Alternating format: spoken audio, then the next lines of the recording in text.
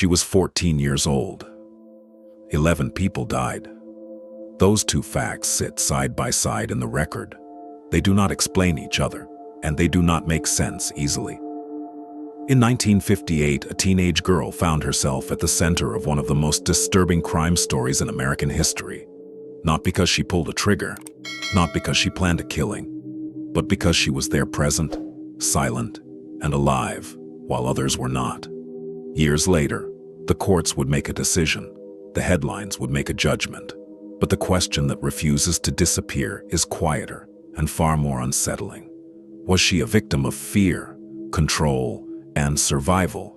Or was she watching, adapting, enduring, and choosing silence when silence felt safer than resistance tonight? This is not a story about monsters. It is a story about a young mind under extreme pressure, about how humans behave when choices collapse, and about what the justice system does when psychology is harder to measure than guilt. This case does not offer comfort. It offers something more difficult, uncertainty, and once you see it clearly, it does not let you go. In 1958, the United States was a nation deeply invested in the idea of stability. The Second World War was over, the economy was growing, suburbs expanded, televisions flickered in living rooms each evening, and the dominant social promise was simple if you followed the rules. Life would remain predictable and safe. Order mattered. Conformity was not merely encouraged, it was quietly enforced through social expectation.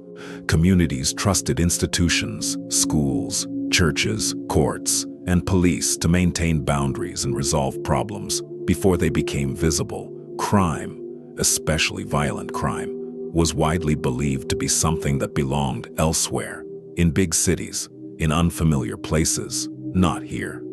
This mindset was especially strong in small town and rural areas of the Midwest. These communities valued privacy and self-reliance. People noticed each other, but they rarely intervened unless invited. Doors were often unlocked. Children moved freely between homes. When something felt off, it was more likely to be explained away than confronted. Silence in this environment was often mistaken for normalcy. Law enforcement reflected this culture. Policing in the late 1950s was primarily reactive. Officers responded to incidents after they occurred. There was little emphasis on prevention, behavioral analysis, or psychological context. Interagency coordination was limited. Information traveled slowly, often by phone calls, paperwork, and personal relationships rather than centralized systems. Criminal profiling, as we understand it today, did not yet exist in any formal sense. Investigators focused on physical evidence, witness statements, and confessions. Behavior was interpreted at face value.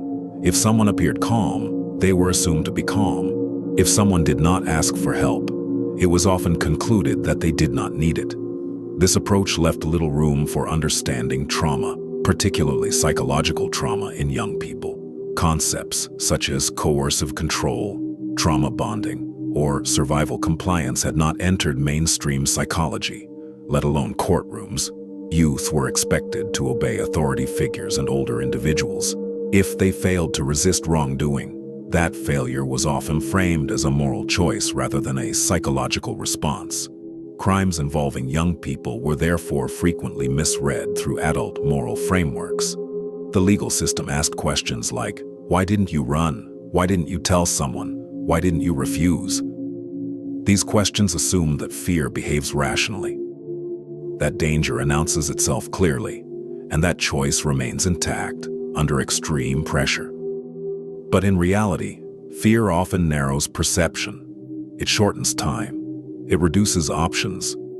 A young person under sustained threat may focus not on escape, but on endurance, on doing whatever seems most likely to keep the immediate danger from escalating. In 1958, this understanding was largely absent from public consciousness. The media environment of the time also shaped perception. News traveled through newspapers and radio, filtered by editors who favored clear narratives and moral clarity. Ambiguity did not translate well into headlines. Stories were framed with heroes and villains, innocence and guilt, Gray areas were uncomfortable and often quietly ignored. This cultural backdrop matters because it influenced every stage of how crimes were interpreted by neighbors, by police, by courts, and by the public. It determined which questions were asked and which ones were never considered. It shaped how silence was understood, not as a possible signal of fear or coercion, but as something suspicious, or worse, complicit. When violence disrupted this carefully maintained sense of order, the instinct was to restore clarity as quickly as possible.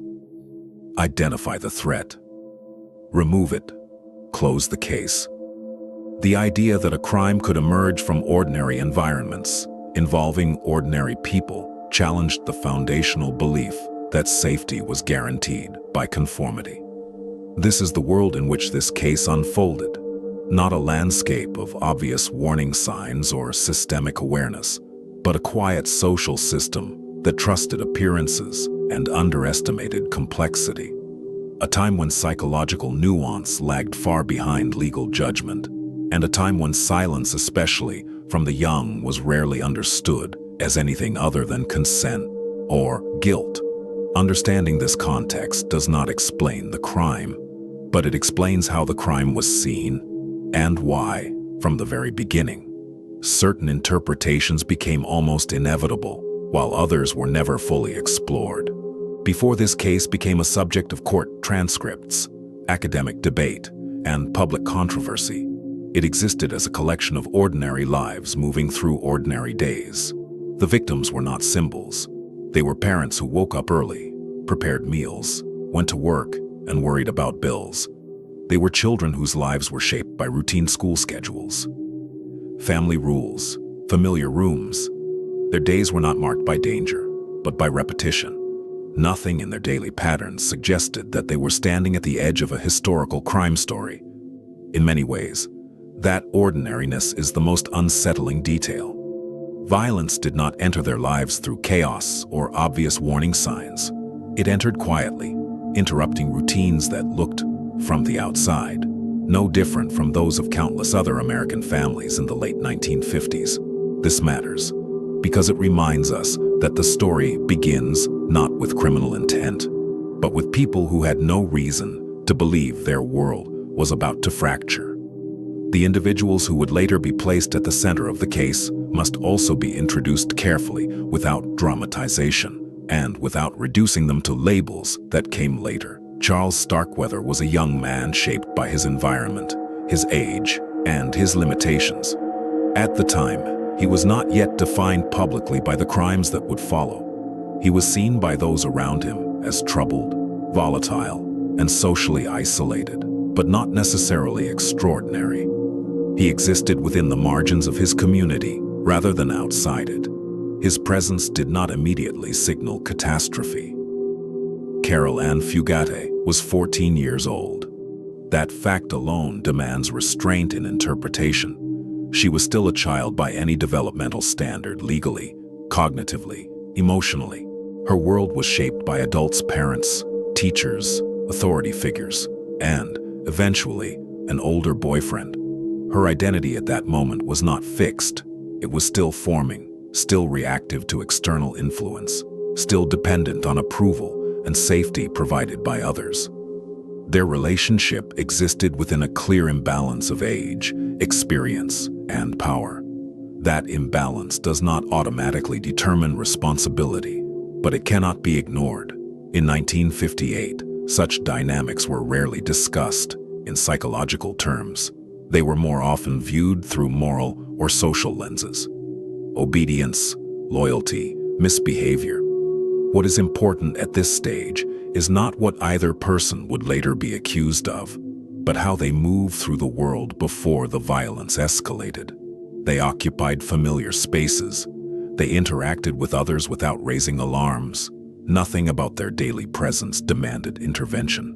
That absence of early disruption is not evidence of innocence or guilt. It is evidence of how easily abnormal dynamics can exist inside normal-looking environments.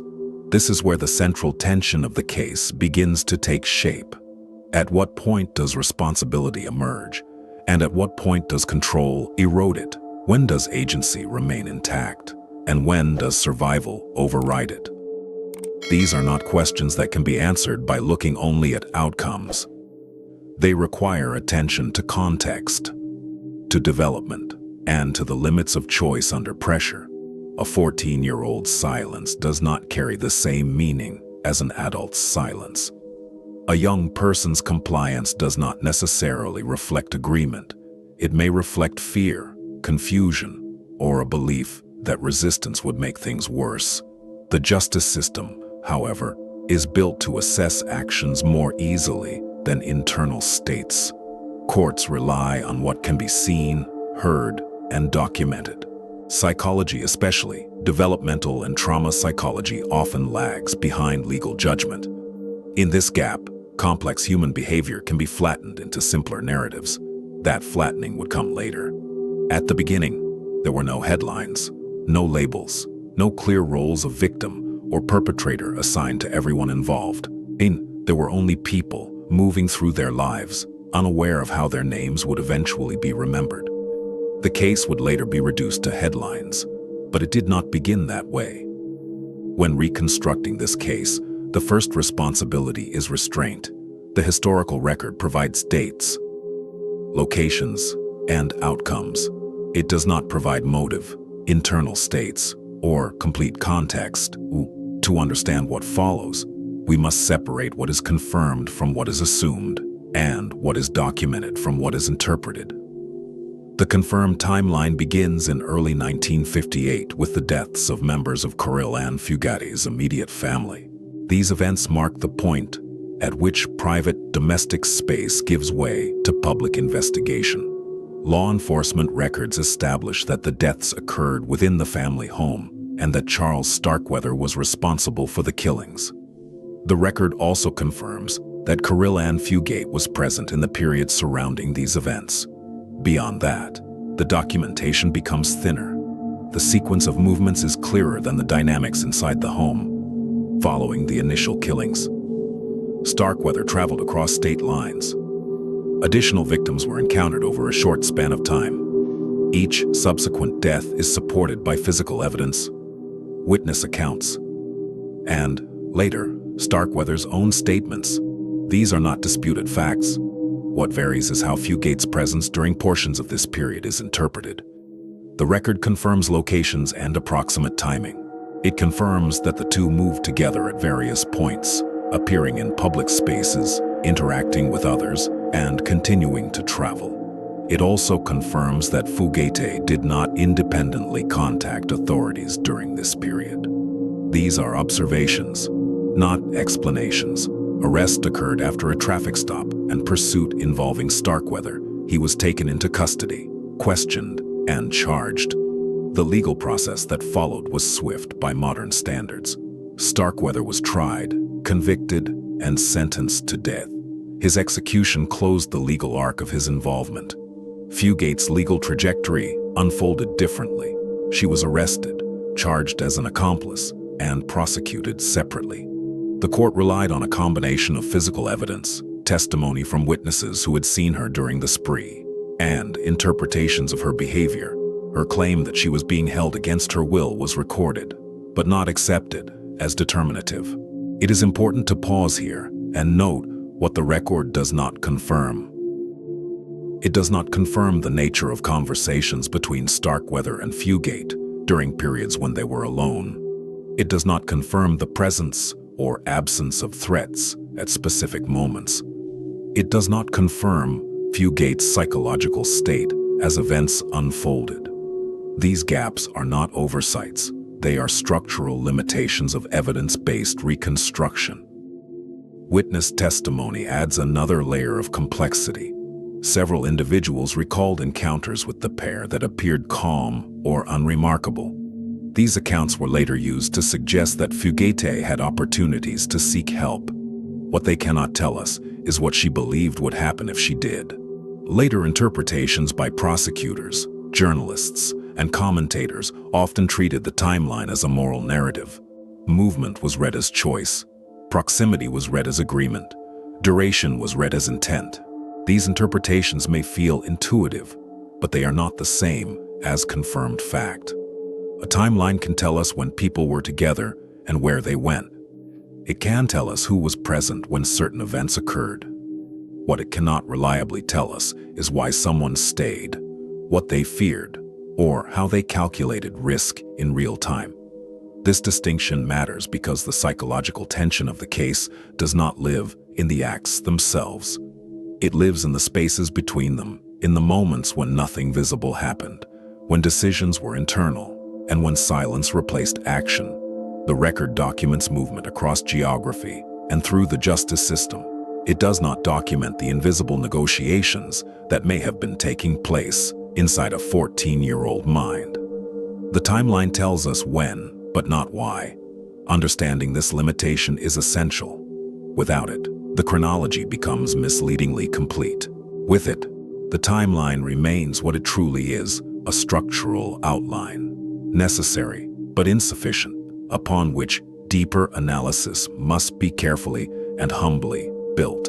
As the timeline unfolds, attention inevitably shifts from what happened to how people behaved while it was happening. In this case, much of the long-standing controversy centers on the behavior of Caroline Fugate during the period in which the killings occurred. Not because her actions were clearly criminal, but because they appeared, to some observers, difficult to reconcile with the idea of coercion. The most frequently cited observation is her presence without obvious resistance. She was seen in public spaces. She traveled alongside Starkweather. She interacted with strangers in ways that, on the surface, did not signal distress. At various moments, witnesses later described her as quiet, composed, or simply unremarkable. These details became central to how her role was interpreted. It may indicate a degree of freedom. It may indicate emotional detachment. It may indicate something else entirely. The record does not allow us to choose definitively. There were also periods of apparent normal interaction moments when Fugate spoke to others, entered homes, or remained in close proximity to Starkweather without visible signs of panic. In a legal setting, these moments carried weight. They were used to argue that opportunities for escape existed, and that her failure to act on them reflected choice rather than constraint.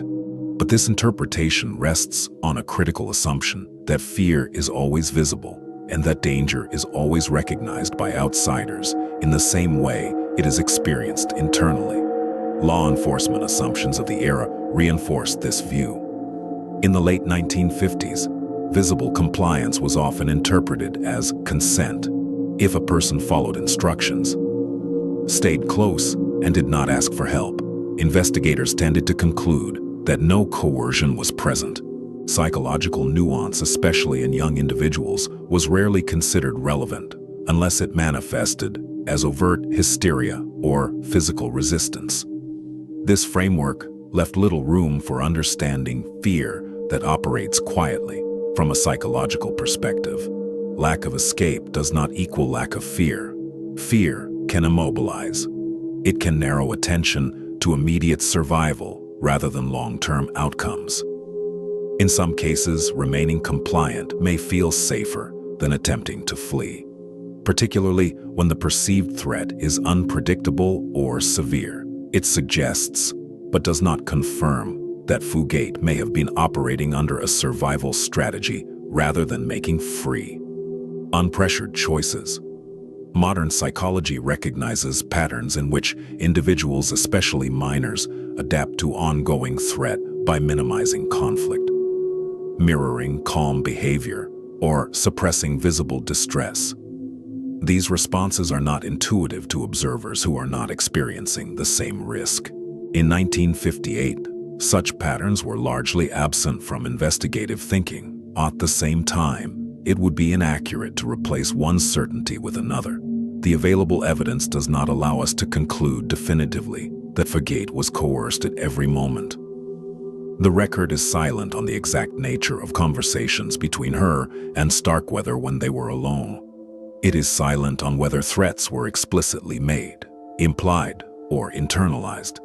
It is silent on how she evaluated her chances of survival if she attempted to resist. These silences became fertile ground for interpretation. Prosecutors, journalists, and members of the public often filled these gaps with assumption. Normal behavior was read as comfort, silence was read as agreement, proximity was read as participation. These readings were not necessarily malicious. They reflected the cognitive frameworks available at the time. What makes these behavioral observations so troubling is not that they clearly point in one direction, but that they can plausibly support multiple interpretations. The same behavior can be read as compliance or as concealment of fear. The same moment of calm can signal agency or emotional shutdown. This ambiguity is the psychological core of the case. The irregularities are not dramatic actions, but subtle absences, the scream that was not heard, the escape that did not happen, the resistance that did not appear. Each absence invites judgment. Each also demands caution at this stage. The most responsible conclusion is not a conclusion at all. It is an acknowledgement that behavior alone, especially when observed briefly, from the outside and through the lens of a different era, cannot reliably tell us what was happening internally. It may indicate consent. It may indicate coercion. It may indicate a complex mixture of fear, adaptation, and limited choice. The record does not resolve this tension. It only preserves it. Any psychological analysis of this case must begin with age, not as a legal technicality, but as a developmental reality. Carol Ann Fugate was 14 years old. At that stage of life, cognitive capacity, emotional regulation, and risk assessment are still forming. Adolescents do not process danger the same way adults do. Their sense of time is shorter, their options feel fewer, and their dependence on external authority is greater.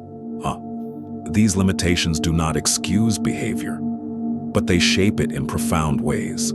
Placed inside an adult crime narrative, a young person's actions are often misread. Adult observers tend to assume adult reasoning that fear leads logically to escape, that moral boundaries remain intact under pressure, and that silence implies agreement. Developmental psychology suggests otherwise. Under sustained threat, especially when that threat is interpersonal and unpredictable, adolescents may prioritize immediate safety over abstract outcomes such as future punishment or moral consequence. The relationship dynamics in this case further complicate interpretation. There was a clear power imbalance not only in age, but in experience, physical presence, and perceived authority. Older partners often function as decision makers by default.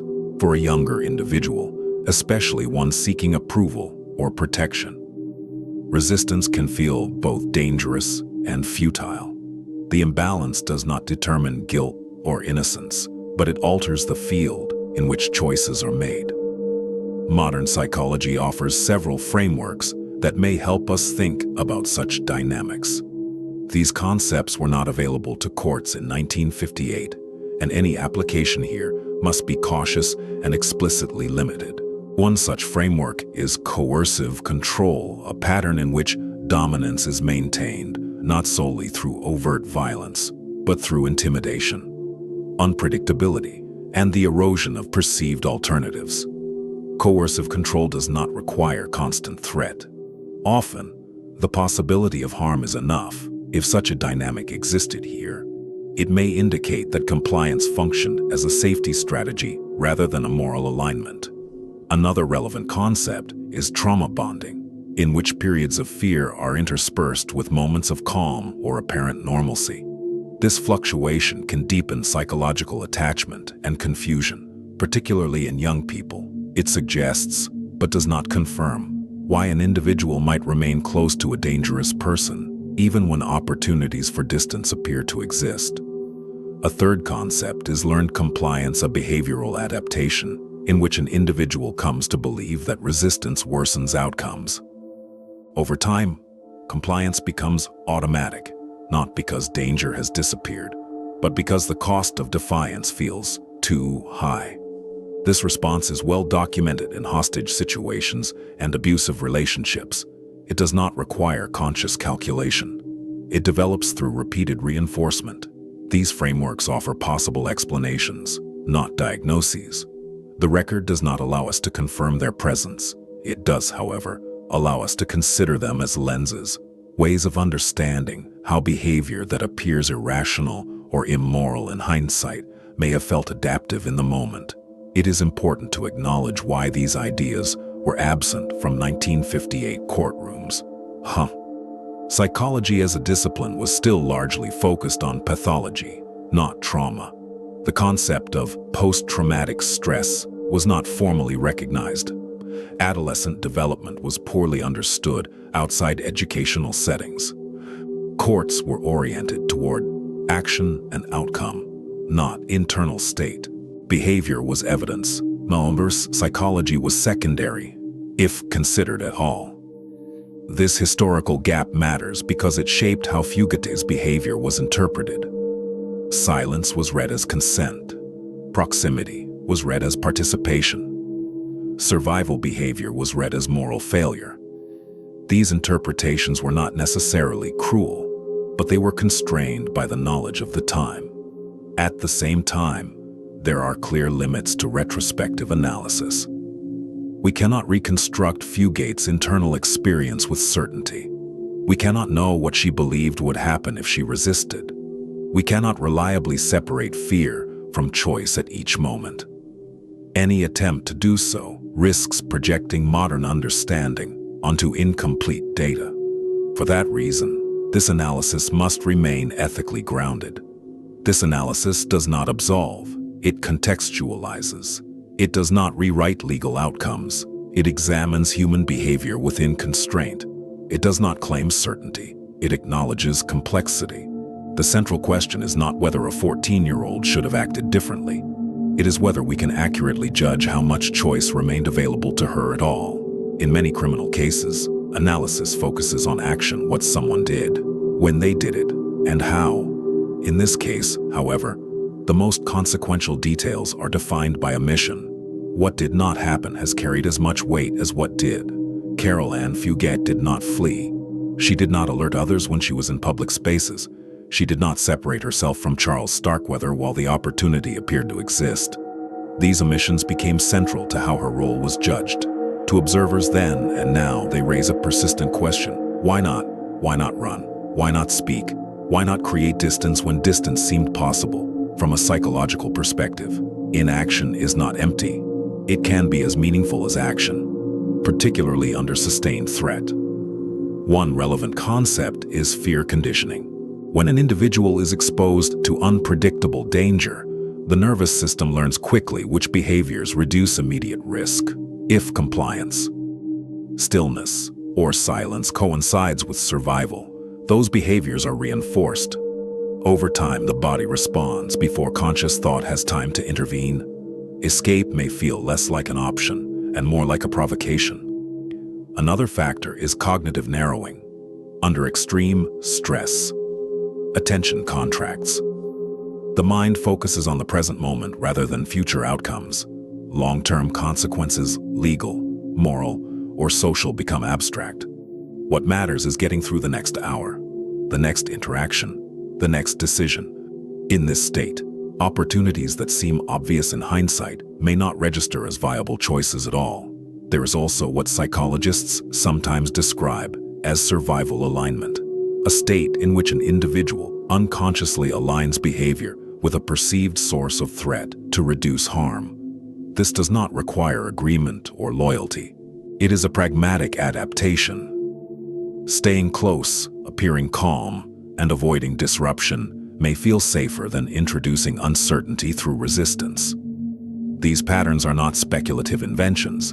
They are documented repeatedly in hostage situations and abusive relationships. Survivors often describe moments when escape was technically possible but psychologically unthinkable. They report calculating not whether escape could work, but what would happen if it failed. The anticipated cost of failure, retaliation, escalation, loss of control, can outweigh the perceived benefit of attempting to flee. It suggests, but does not confirm, that Fugate's inaction may have functioned as a protective strategy, rather than a moral stance. At the same time, comparison is not conclusion. Hostage and abuse cases vary widely. Not all involve the same dynamics, durations, or degrees of threat. The record in this case does not document explicit threats at every moment. It does not capture Fugate's internal calculations. It does not tell us how she evaluated risk from one interaction to the next. The record is silent on whether she believed escape would result in immediate harm to herself or to others. It is silent on whether fear was continuous or episodic. It is silent on whether moments of calm represented safety or simply temporary suspension of danger. These silences matter. In the legal context, omissions are often interpreted as intent. Failure to act is treated as choice, but psychology complicates that equation. Inaction can arise from paralysis, from conditioning, from narrowed perception, or from an internalized sense that no safe alternative exists. None of these explanations exonerate, they contextualize. What makes this case so enduring is that the same omissions can plausibly support conflicting interpretations. Not fleeing may suggest complicity or terror. Not speaking may suggest agreement or fear of consequence. Staying close may suggest partnership or a belief that distance would be more dangerous than proximity. This is the point at which the analysis must slow down rather than accelerate. The absence of action becomes its own form of data. It forces us to confront the limits of behavioral inference. It reminds us that outward calm does not equal internal safety, and that survival behavior often looks morally confusing from the outside. It also reminds us that uncertainty is not a failure of analysis, but an honest outcome when evidence cannot fully capture human experience. In this case, what was not done does not deliver a verdict. It delivers a question, one that resists resolution, and one that continues to challenge how we interpret silence in the presence of fear. As the case moved from immediate investigation to historical record, a different kind of absence began to shape its legacy. Not the silence of individuals, but the silence of the system itself. Over time, what was missing became as influential as what was preserved. Many early records from this period are incomplete by modern standards. Notes were handwritten, summaries were selective, and contextual details were often deemed irrelevant once a legal outcome was secured. Statements taken in the early hours of an investigation were not always preserved verbatim. Follow-up interviews were condensed or never conducted. In some instances, materials that might have added texture, tone of voice, hesitation, emotional state were lost entirely. This is not unusual for the era. Investigations in the 1950s were built to establish culpability, not to archive nuance. Once charges were filed and convictions obtained, the incentive to preserve peripheral data diminished. What remained was a functional record sufficient for court, insufficient for later understanding. Unpreserved statements are particularly consequential. We know that conversations occurred that were never fully documented. We know that impressions were formed by officers, witnesses, and community members that did not survive beyond memory. We know that some accounts were summarized through the lens of expectation rather than recorded in full. Each omission narrowed the interpretive range available to future reviewers. Lost contextual details compound this narrowing. We rarely know the emotional temperature of a room when statements were made. We do not know which questions were asked and which were not. We do not know how language, fear, or confusion may have shaped responses in the moment. These details matter because context often determines meaning. Without it, behavior appears flatter and more easily misclassified. For families of the victims, these gaps carry a psychological cost. Uncertainty does not fade with time, it evolves. As years pass, unanswered questions become fixed points of pain. Families are left to reconcile official conclusions with personal doubt, often without access to the information that might clarify. Either silence, in this sense, does not bring closure, It sustains ambiguity. The same is true for those indirectly involved: witnesses, investigators, even jurors who later revisit their roles. Without complete records, reflection becomes speculation. Memory fills the void left by documentation, and memory is not stable. It reshapes itself around later knowledge, media narratives, and cultural change. This is how silence compounds over time. Each missing detail invites interpretation. Each interpretation drifts slightly from the original event. Decades later, the case exists less as a fixed history and more as a layered narrative, shaped by what survived and by what did not. It is important to understand that these absences are not evidence of concealment. They are evidence of structure. Systems are designed with priorities, and in this era, those priorities did not include long-term psychological reconstruction. The absence of information is not neutral. It channels attention toward what remains and away from what cannot be recovered. For analysts, this creates a constraint that cannot be overcome by diligence alone. No amount of re-examination can restore statements that were never recorded. No technology can retrieve context that was not preserved. The record's silence sets a ceiling on certainty. This limitation also affects public judgment. When records are thin, narratives harden. Simplified explanations feel more satisfying than unresolved complexity. The system's silence creates space for assumption, sometimes compassionate, sometimes condemning, often confident without being informed. Understanding these gaps does not solve the case. It reframes it.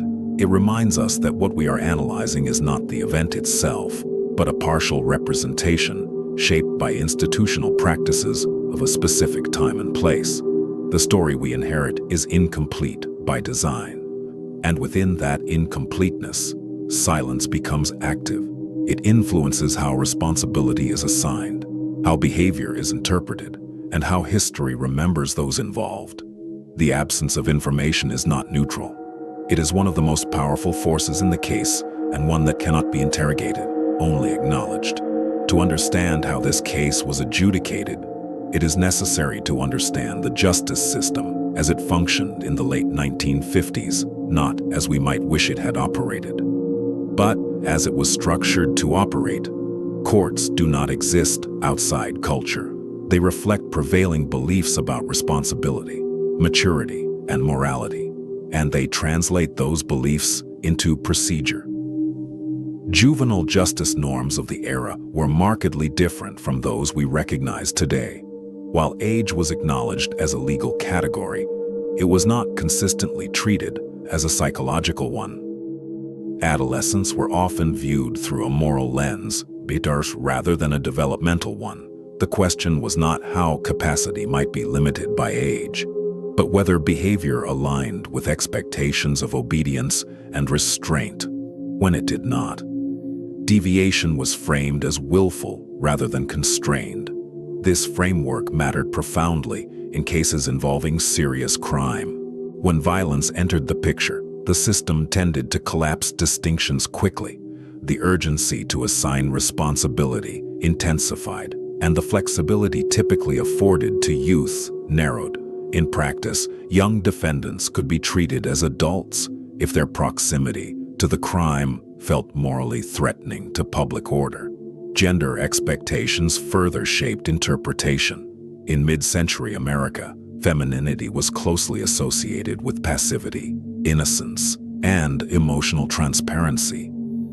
A young woman who appeared calm, quiet, or composed in the presence of violence unsettled these expectations. Instead of being read as frightened, such behavior could be read as suspicious. Female passivity, paradoxically, became evidence of complicity. This dynamic was particularly influential in how Carol Ann Fugate was perceived. Her lack of visible distress did not align with cultural scripts of victimhood. Rather than prompting inquiry into internal state, it raised doubt.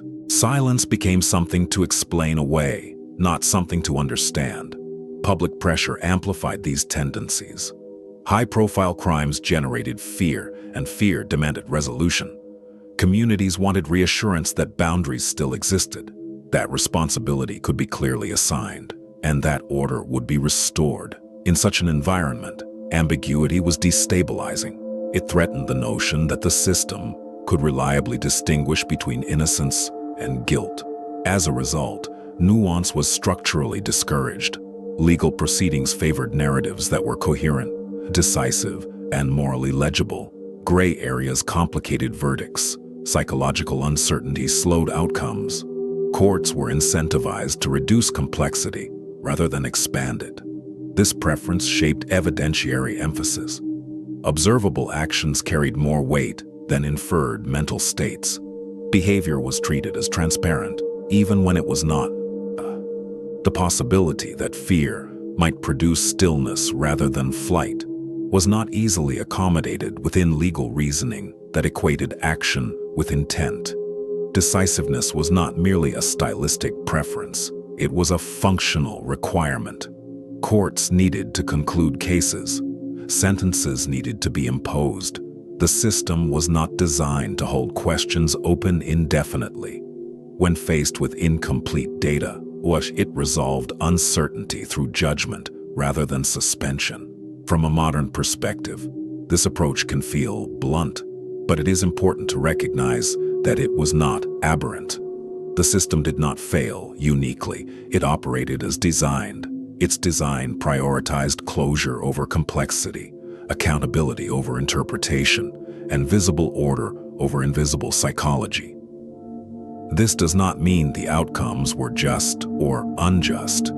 It means they were consistent with the institutional logic of the time, understanding that logic does not excuse its limitations, but it helps explain why certain questions were never fully explored. The legacy of this case, then, is shaped not only by individual choices, but by a system that favored decisiveness in an era ill-equipped to measure fear, coercion, or developmental constraint. Within that system, silence was not a signal to pause. It was a gap to be filled. The legal outcomes of this case are clear on paper, yet remarkably incomplete in their human implications. The system reached its conclusions, imposed its sentences, and closed its files. But closure, in the psychological sense, remained elusive. Charles Starkweather was tried, convicted, and executed. His death brought a formal end to his role in the case. In legal terms, the threat was neutralized, responsibility assigned, and punishment delivered. The process followed a familiar arc: crime, arrest, trial, execution, one that reassured the public that order had been restored. For the justice system, this outcome was decisive. For history, it was efficient. For understanding, it was limited. Execution resolves a case procedurally, but it forecloses inquiry.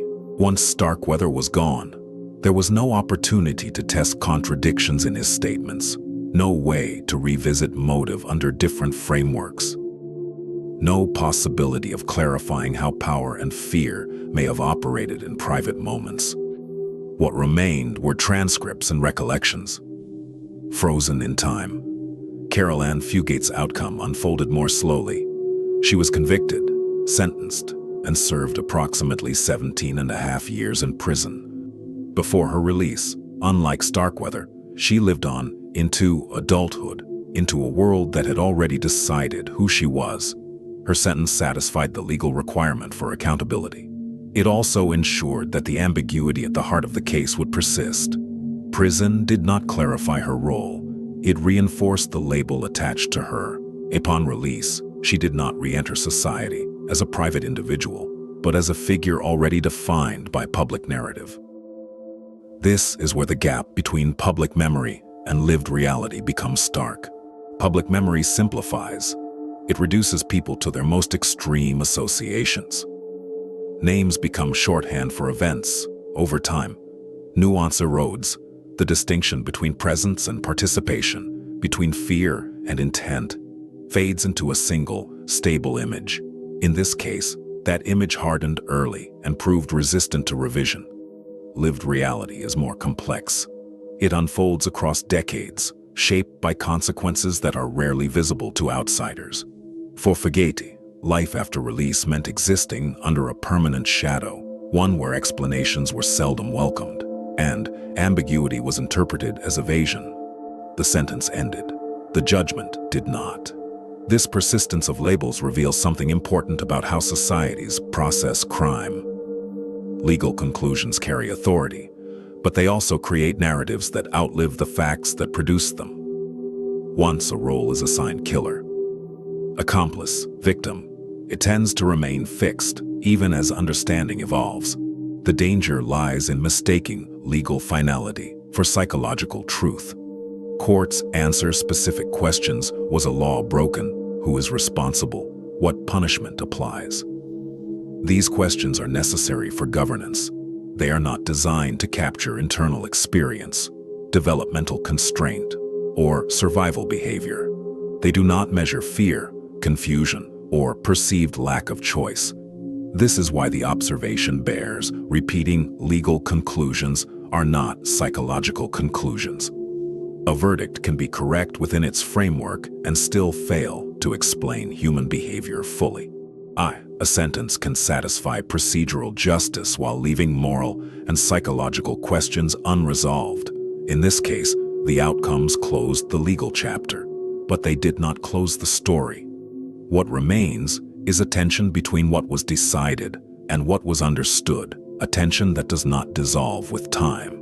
It becomes part of the case's legacy, shaping how it is remembered, discussed, and revisited.